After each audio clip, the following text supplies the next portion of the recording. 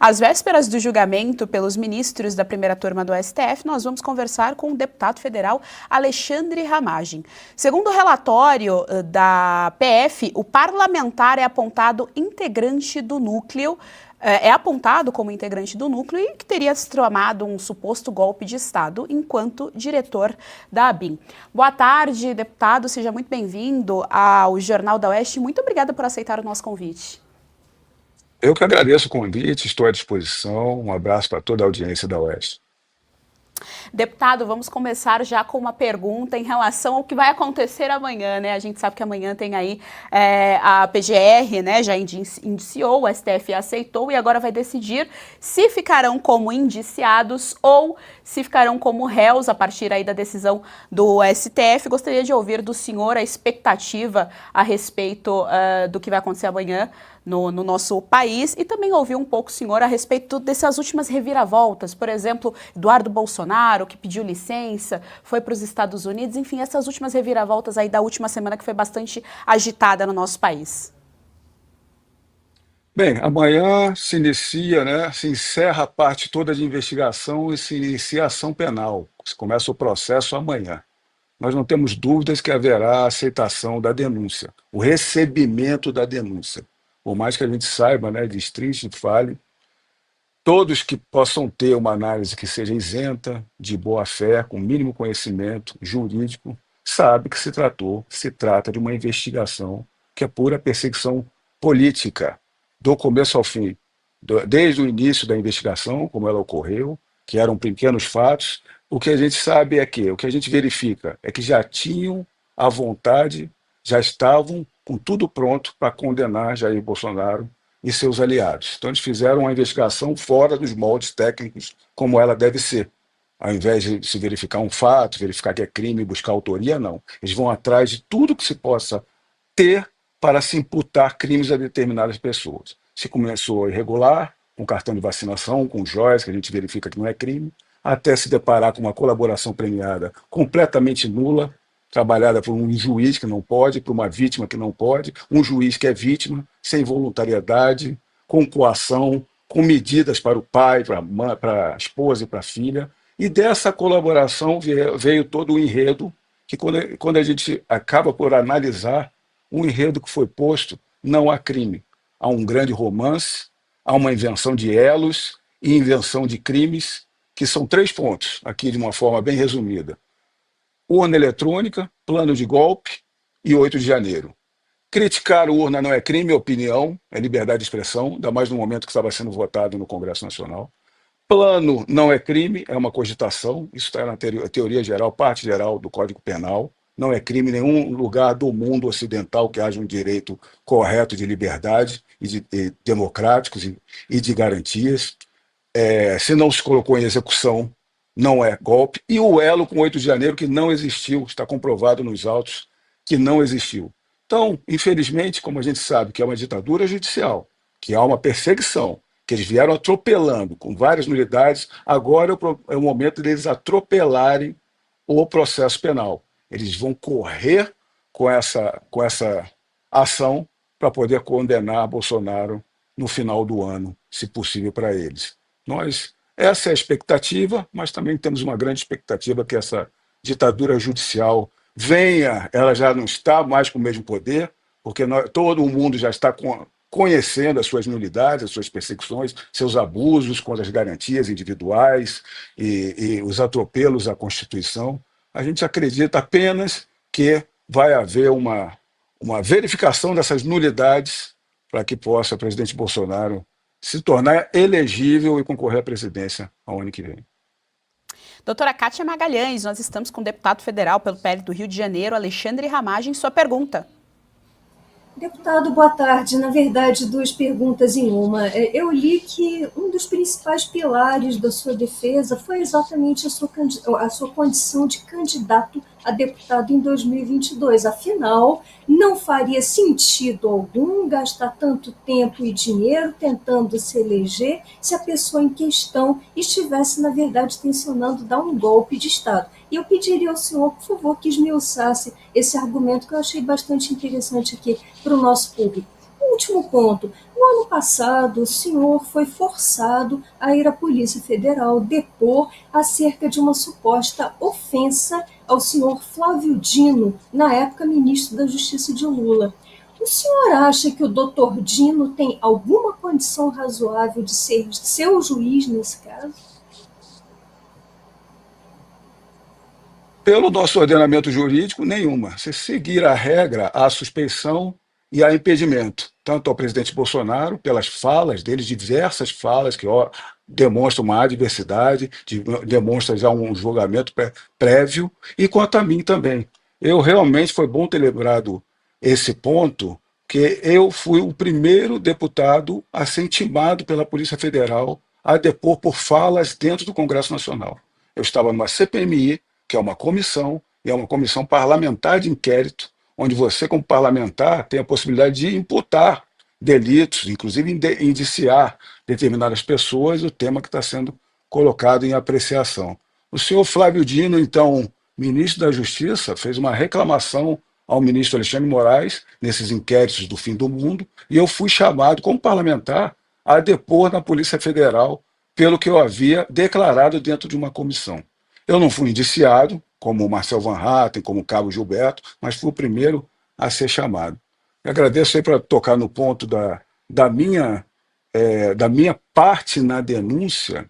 O que a gente verifica é que o STF estava cavando para colocar algum parlamentar nessa trama de golpe, né? Tanto se fala em trama de golpe, trama é plano, plano não é crime.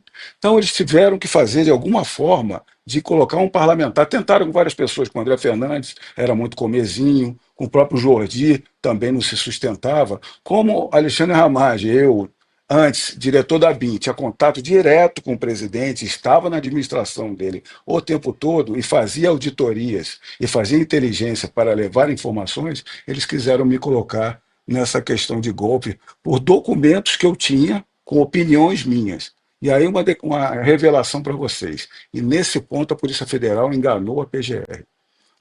A única mensagem que eu tenho para o presidente falando sobre questão de vulnerabilidade de urnas é um vídeo, essa parte eles cortaram, só pegaram a parte da vulnerabilidade que estava sendo aprimorada.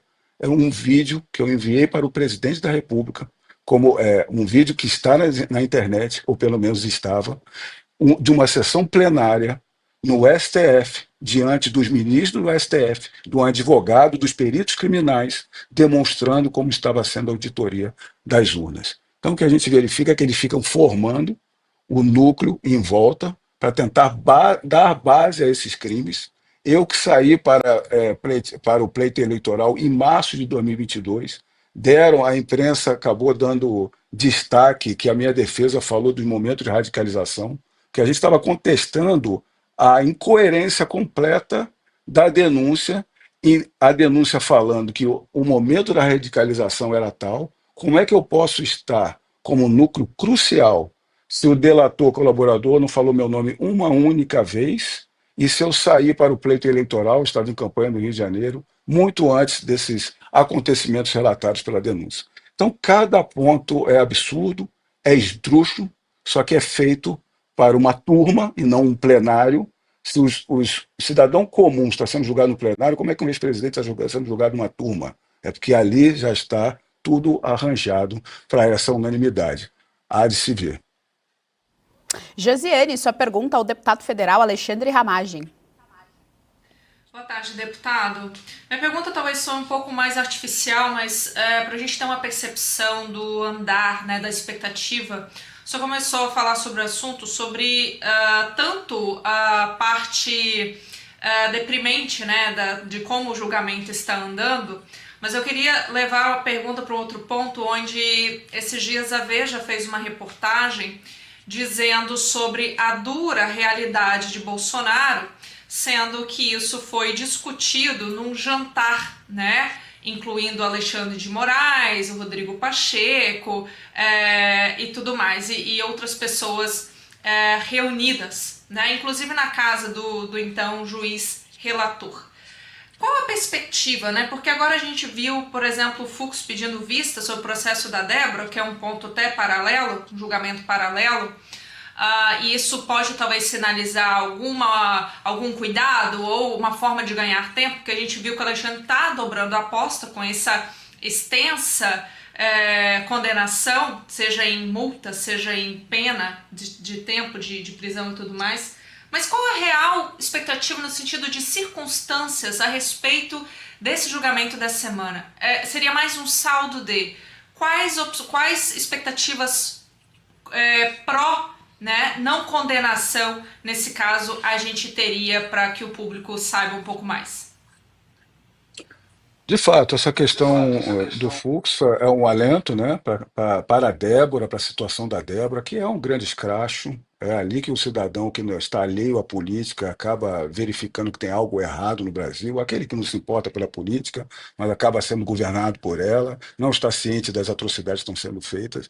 Quando você verifica que uma mãe que não está tendo o benefício de presas mães, como tem presas condenadas por tráfico de drogas que saem para prisão domiciliar, as do 8 de janeiro não têm esse benefício por uma pichação de um batom que é lavável, que uma pessoa da limpeza já lavou no dia seguinte, ser condenada a 14 anos de prisão. A gente é um alento, como eu falei, analisando os ministros que compõem essa turma. Eu acredito que apenas o Fux, os demais vão seguir, é o que a gente acredita, seguir o relatório absurdo do ministro Alexandre de Moraes. O Fux pode haver uma possibilidade, mas não é uma expectativa que temos. A grande expectativa é que, com o decorrer desse processo, que deve se estender por esse ano, essa celeridade processual que é completamente comum no Supremo Tribunal Federal, a gente vai demonstrar ainda mais as nulidades desse cerceamento de defesa de todos eles, e que elas serão tão escrachadas que pode ser que algum ministro peça vista e comece a contestar, ou seja, inclusive, como a gente deseja, ser levado a plenário.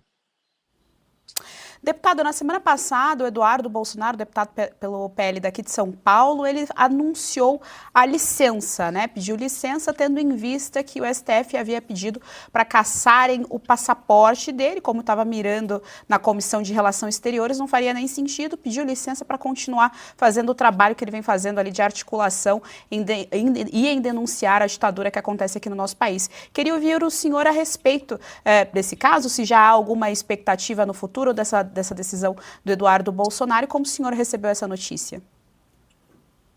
Eu recebi com surpresa, mas analisando o que foi feito, eu acredito que foi muito acertada. Nós vivemos um regime de exceção, houve um pedido para análise e apreensão do passaporte do Eduardo, do deputado Eduardo Bolsonaro, e se estendeu o prazo enquanto ele estava nos Estados Unidos. Estava parecendo ali que havia uma armadilha para quando ele voltasse, uma possibilidade. Pode ser que não, mas o que a gente viu que o prazo foi completamente alargado sem a decisão, ou seja, num regime desses, onde o Eduardo Bolsonaro, diversos parlamentares estiveram no exterior, eu estive em uma oportunidade trabalhando, mas o trabalho do Eduardo Bolsonaro tem sido de excelência, de levar aos organismos internacionais tudo o que está acontecendo de ilegalidade no Brasil. Então, é um sacrifício, é uma questão de coragem, você ir para outro país, deixar aqui as suas prerrogativas do cargo. Por quê? Porque havia uma possibilidade, não sabe de que grau, de haver alguma sanção contra ele, ou até uma medida mais extrema. Então, ele lá nos Estados Unidos ele tem mais possibilidade de demonstrar. Ele é um parlamentar federal, o norte-americano dá valor como membro de poder. Ele ainda é o deputado federal mais votado da história. Quando o deputado federal mais votado da história está exilado nos Estados Unidos e o americano já verificando todas essas nulidades, eles já abrem mais os olhos aqui para o Brasil.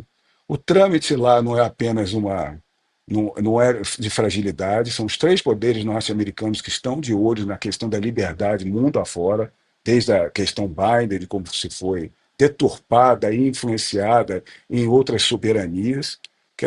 O que a gente verifica é que, primeiro, Congresso Nacional norte-americano, há 2 comissões permanentes, uma de análise judicial e uma de relações exteriores. Está sendo tratada como instrução probatória toda a questão brasileira, que será levada para o Executivo, que pode, pela parte financeira do Trump, tomar algumas medidas, não apenas a cassação de vistos, mas aquela da Magnitsky, que é a morte financeira mundial do sistema mundial. Além disso, toda a instrução probatória que possa vir do Congresso Nacional vai ao Judiciário.